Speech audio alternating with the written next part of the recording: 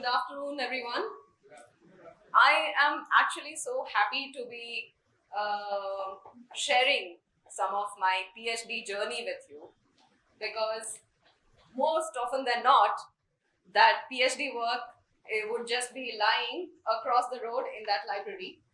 And apart from my supervisors, a few other academics and kind-hearted friends would listen to you. And if you have a spouse along your PhD journey, then they are the worst sufferers. So, so I'm quite happy to be sharing with you my learnings, snippets of my fieldwork and what I experienced, what I learned. So I'd like to take you back to 2019. Can everyone see this? So this is when I met Parvati Ben back in 2019. And can you see the emotion on her face? She's happy. Yes? When I met her in 2019, the happiness was palpable. The reason was that in 10 years of her marriage with Ganesh Bhai, this was the first Diwali she spent in her own home. In 10 years, this was the first Diwali that the family of 4 spent at home. Where is she from? Do all of you know Dholavira? Yes. Khadir Bait? Yes. Khadir Bait is a small island in Kutch. Very small. Just 10 villages. Very remote. I'll tell you the road that leads to it. 6-7 kilometers of nothing. It's surrounded, this island is actually surrounded by salty marshland, but this island is fertile. This island is quite fertile and amenable to agriculture, production. Do we all know jeera? Yes. Cumin? Yes. Many farmers here grow cumin. So Parvati Ben and Ganesh Bhai belong to Khadir Bait, and this was their first Diwali at home. What happened before that? Like most farmers of Khadir Bait don't have access to irrigation. So that means that during monsoons, they get by producing some food grains, some for sale, some for consumption. But what happens after monsoons? The wells dry up, right? There is no water. So how do you survive these winter months, these really harsh winter months? They migrate. They migrate out of their village in search of water. They work in farms where there is canal water irrigation available or some form of irrigation available. They farm for 1/3 of the crop share, which is what they would survive through and survive through the really harsh cold months. Now, migration comes at a big cost, right? It's not just migrating forever in a big, like a larger, more developed country. It's migrating for a few months. So how hard can it be? You incur a large cost to move all your household items, right? You to move all your household items, your cattle that can die. So you have to move for a shorter duration. Education. Parvati Ben complained that the education of her 2 children suffered, because they would miss school for this duration for 2-3 months. And then when they would come back to their school, to their home in March, final exams, they find it very hard to cope, right? They find it very hard to cope because of this seasonal migration. But what was the option, right? But what was different in this year? What was different in this year?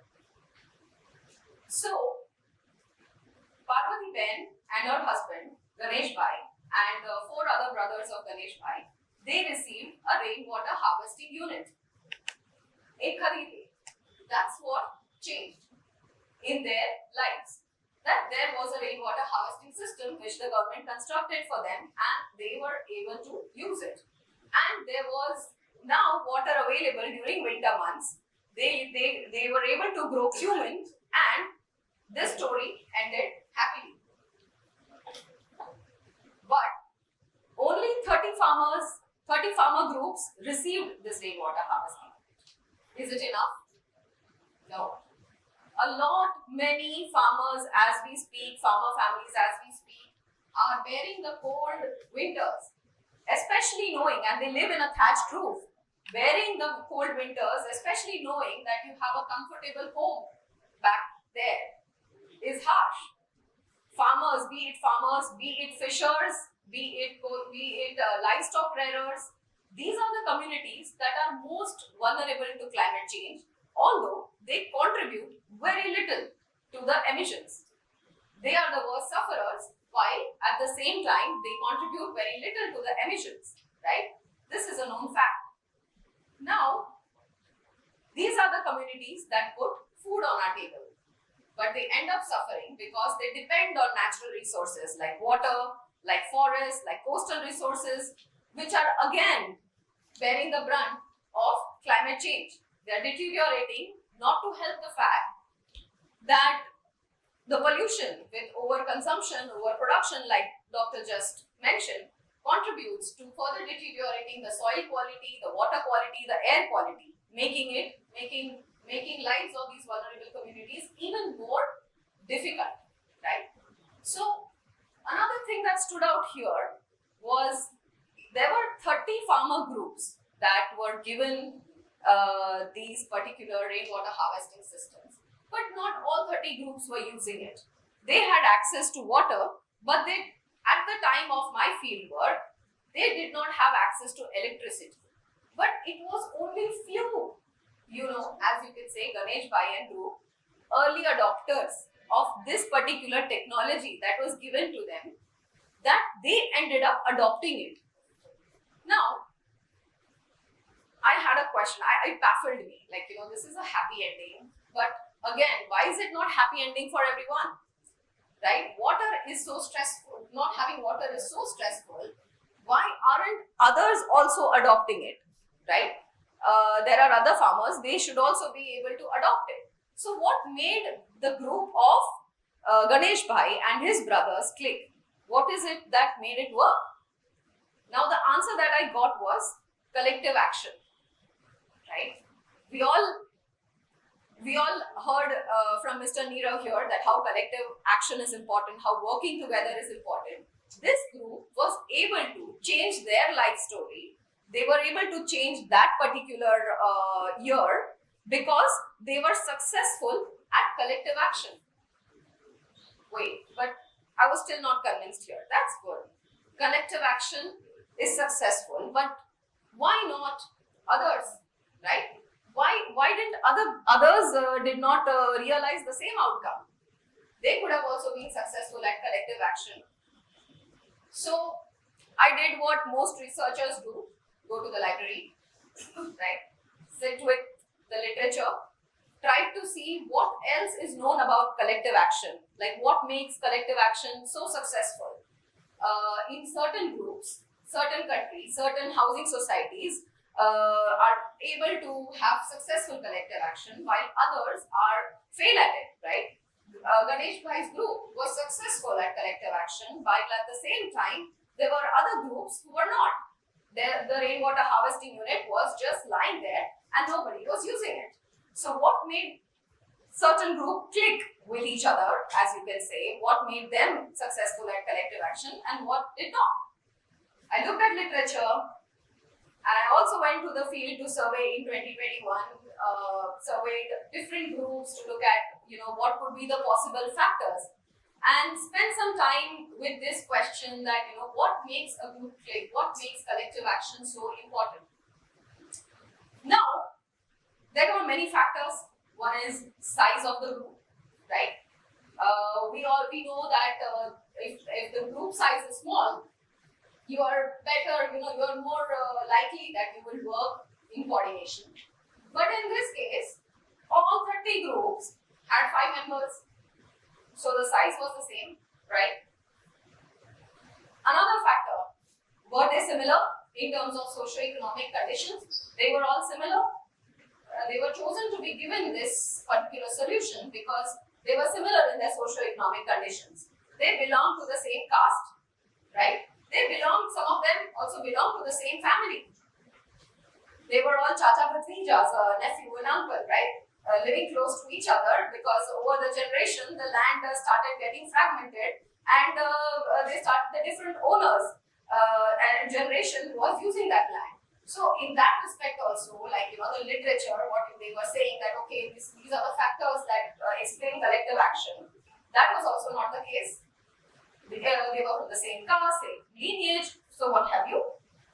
And so it was not size of the group, it was not homogeneity of the group, because they were quite similar. So I had to dig deeper in my question and be like, maybe I'm not looking at this well. Then I started looking at the early adopters more closely. That what is it that they had that the laggards, or the anticipants, or the ones that they did not adopt to this climate technology, what was it that was lacking? One was leadership. Leadership, and not just leadership, the autonomy with the leaders. Every group had a leader, mind you. So it was not just leadership, it was the autonomy with the leader.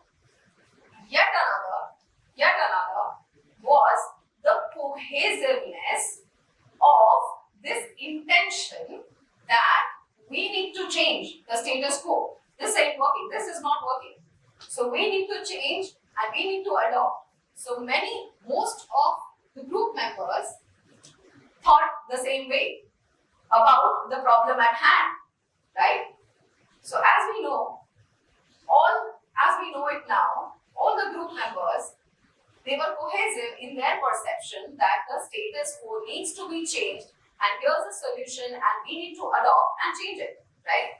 It just takes a leader with autonomy, with good intention, and also as the individuals themselves. So if I relate it to what we are talking about, the larger global climate change, we know that it's a global phenomenon, but the effects, the impacts of climate change are felt locally. So the solutions also have to be found out locally, right? Another aspect is the collective. We're talking about the collective. Now, collective of our unconscious, disregardful actions have led us to this disastrous outcome, right? What if the collective of our positive actions can save us from this catastrophe? So this thought of collective action at all levels is an important one here, right? And what makes this collective action work is local leaders, is leaders with autonomy, and that intention, that collective intention to change the status quo. Now, we spoke about the COVID times, right? When my field work was going on, parallelly, the COVID pandemic was going on, right? And we saw collective action at work at all levels. Globally, we were able to fight the pandemic, not just invent the vaccine, we were able to disseminate it, administer it, and actually come back to normal. So there was a global collective action there, right? What if we are able to bring that same urgency to climate change? Then we'll be able to change the situation, right? Now, one of the scholars that have really influenced my thought process was Dr. Elinor Ostrom, who looked at the power of collective and the power of communities. And I would like to end my talk with her quote, which says, "Little by little, bit by bit, family by family, so much good can be done on so many levels." Thank you so much.